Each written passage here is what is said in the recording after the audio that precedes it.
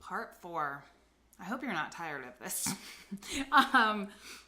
If you are, but you're probably not watching part 4. I mean, you probably watched part 1 and thought, what the hell? I'm not watching any more of this. So I'm going to try and squeeze the rest of it into this part, which means I better just get going.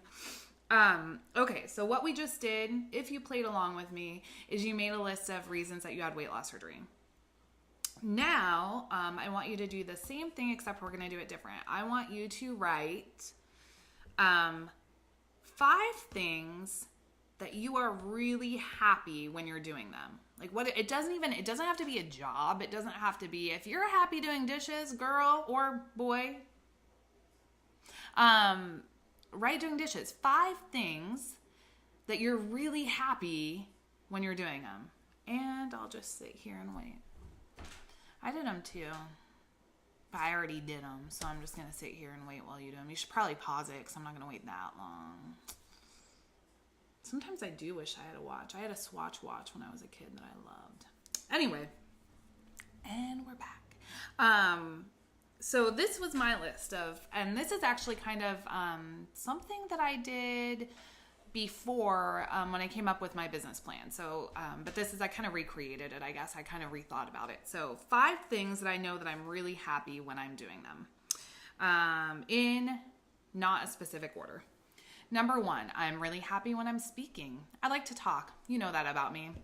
I also was actually a championship debater and on the speech team in high school and in college. I was a debater in college. I did CETA debate in the late 90s, and I did both Lincoln Douglas and policy debate or cross-ex in high school. And I did a lot of different types of speaking. I did interpretive speech, and I did expository. So I've just always, like, speaking is something I enjoy doing. I did it competitively for a long time. Number 2, I love playing games. I actually, it was something that my family did when I was a kid. We had a couple of board games we played a lot. One of them was called the Farming Game. I don't know if you can get it outside of the Northwest. I know a guy in Washington, in Yakima, Washington, made it. I think I've seen it at game stores, though, so he must still be selling it, or they must. We played a lot of a game called Scotland Yard.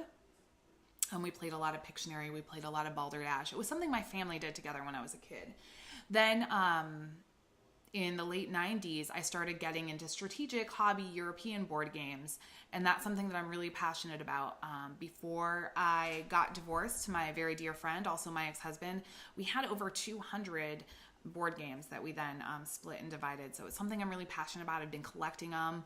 I like researching them. I like playing new ones. I belong to board game groups. I stock board games on Amazon and at my local friendly game store. So I watch Tabletop with Will Wheaton. What else do I like doing? I love drinking. And that's the truth. Let's just be honest here. I'm not saying getting drunk, but my educational background outside of communication is in wine marketing. So I have an education in wine and in thinking about the grapes and thinking about the earth and the part of the region and the part of the world that the grapes came from, the taste, the way that they develop over time. I have an education in that. It's something I feel strongly about and that I enjoy.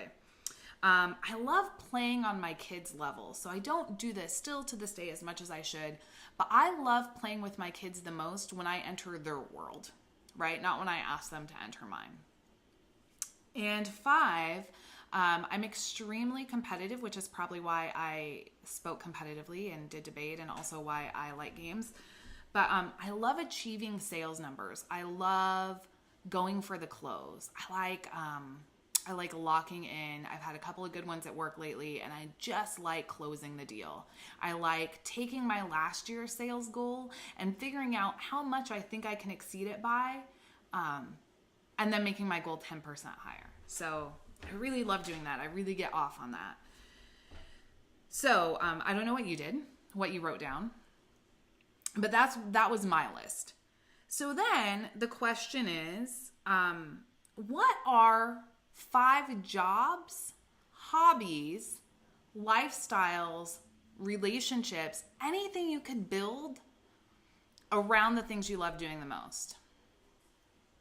Give you a few minutes here.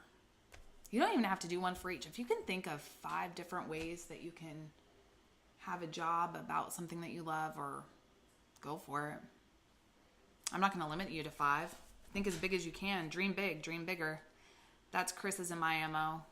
What do you want to do? Okay, how do you do that bigger? Okay. So, what I came up with is I could be a speaker. That's something you can do. You can do YouTube videos for a living. There are people that make a ridiculous amount making YouTube videos. I could own a game store or I could own a winery, or I could have a game store that has a tasting bar in it that's all ages until 6 or 7, and then it's 21 and over, and I can have musical acts, and I could, I don't want to invest the capital. This is how it starts happening. I don't want to invest the capital in having a brick and mortar store right now because the risk is high, the investment's high, the risk is high, and I don't really have the capital to support that.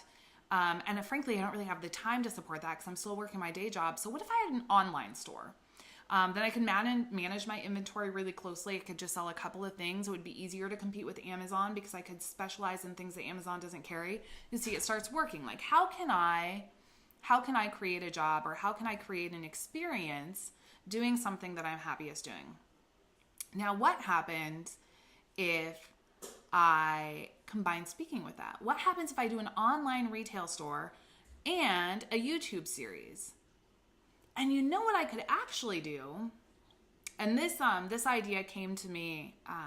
I was playing a game called Tokaido outside in the sun one July, drinking a delightful bottle of Pinot Gris from Red Hawk Winery in Oregon, Eola Amity Hills. They make a great Pinot Gris. It was a hot summer day, so I didn't feel like a red. It was like probably 2 PM. I was playing this game outside, and it occurred to me that this board game, which is very clean and fresh, and it's not one where you compete with each other in a traditional way, was a lot like the wine. And people do this with food all the time, where they're like, gosh, what's the perfect drink to have with this food? I said, why can't I do that? Why can't I take the 2 things I am most passionate about, which is board games and cocktails, beer, and wine, and mix them together? And all of a sudden, a business is born. It's that simple. But it starts with figuring out why my life is broken, figuring out what I'm happiest when I'm doing, and then figuring out how to monetize that. For me, it was about monetization. For you, it might not be. For you, it might not be about a job. Maybe you love your job, but you also are happiest when you write. Okay, well, how can you fit writing into your life? Maybe you start a blog. Maybe it's not even about weight loss. Maybe it's not about weight loss surgery anymore. Maybe it's a blog about something else that you love. Maybe it's a blog about hiking trails in your region. Maybe you found that you love hiking. Maybe it's a blog about running. When I thought I was going to be a runner years and years ago, I started a blog called She's Like the Wind, and I was going to blog my my running journey. So, maybe writing is what you love to do. Maybe it's not going to be a career for you. Maybe it will be someday. Maybe you're not ready for it to be. But there is always a way, if you figure out what you're happiest doing, to turn it into something that can be what your life is about. And the way you do that is, in my opinion, through backwards planning. So this is how I did it. I figured out what I wanted. And maybe my long game is to have a brick and mortar store with a wine bar in it. Maybe my long game is to start a wine label. Don't think I'm already thinking about it. I'm not even going to tell you what it's called or what my wines are called because it's all locked up. Top secret. And I can serve those wines in something that by day is a board game store. There's so many different things you can do, and you don't have to limit yourself. But I can't start there. That's too much at once. Where do I start? So I started with, I can do a vlog pairing wine and board games. Great. What do I need to do that? Then I made a list of everything I needed to make that happen. Frankly, I needed a better computer at the time. I wanted to be able to paint a wall so that I wasn't filming against white. Because the room I used to film in upstairs when I did a lot of weight loss surgery vlogs is now our girls' room. They share it. And so I don't want to vlog in their room. I needed another space. I wanted a little bit better lighting. I wanted a web page, like a real web page. So I started slowly planning when I wanted to launch my website, and then backwards plan all the steps I needed to take to get there. And now I am a little under a month from launching my website. I need to do some work on it as soon as I'm done with this 12-minute video. Oops, where'd you go? So that is how it happens. You start to set a plan, you start to think and dream, and all of a sudden, I'm not complacent anymore. You know, that high, that weight loss surgery high, it's not gone. I still have it. It's just no longer about weight loss surgery anymore. It was about weight loss surgery, and then it was about my new relationship. I got that established. We closed in the last 3 months. This is the power of planning. In the last 3 months, I got the idea for my business. We had the holidays. Chris's band is off the ground and running. He has a lot of new songs. He's getting ready to record here in the coming months. We bought a house kind of out of nowhere.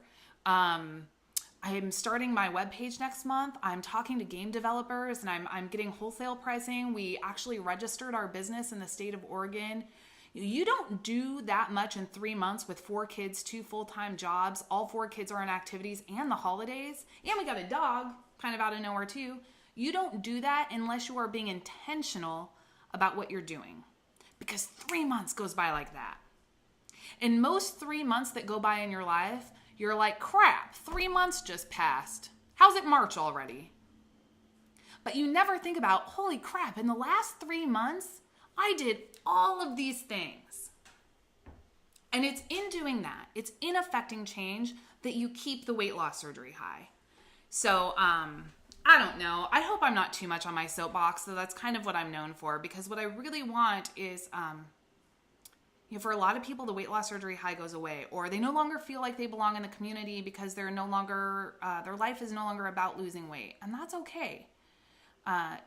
Frankly, for most people, it shouldn't be about losing weight your whole life. Some people who I love dearly, like Tanya VSG, has found a way to still be important and valuable in the community and have it be positive for her and positive for everyone else, but that's not what everyone's going to do. For most people, their role in the community or their experience with weight loss surgery is just like planning a wedding. And then they need to start thinking about the marriage. Because people that don't think about the marriage are the ones that end up divorced and unhappy, and they get the post-wedding blues. And when you never start thinking about the marriage, your marriage ends. So I guess this is just my challenge, and I never lost the weight loss surgery high. I'm still going. I'm actually more excited about my life now than I was the day I had weight loss surgery, because I didn't even dream that all of this was possible. And it is because I keep planning and I keep setting goals. And so that's my challenge to all of you. I'm excited to see what everyone does. I hope that this kind of helped. I don't know if it did or not. I really hope it did. I know a couple of you have asked me to talk about it since I went on The Naked Truth and kind of my process. So I just want everyone to have the best possible life, and that's where this comes from. So if you have questions about how I did things, or are you bringing Stu? You guys get to meet Stu. He's the official dog of Critical Bricks. Papa Stu, Sir Reginald Stewart Hound. Papa Stu, look. Why is my dog sad? Because he's perpetual puppy. He's a puggle. We rescued him. He's 7. Anyway, if you have any questions, I'm excited to talk to you about it. Bye. Stu. He's hungry.